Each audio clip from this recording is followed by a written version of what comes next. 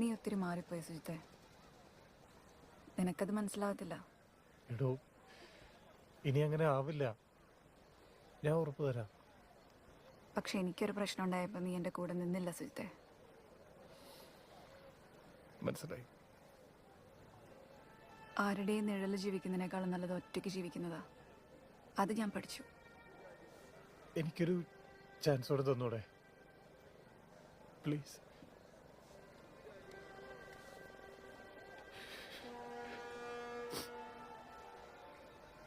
ചില തീരുമാനങ്ങൾ നമ്മുടെ ഭയത്തെ ഇല്ലാതാക്കും, പ്രതീക്ഷയെ വളർത്തും.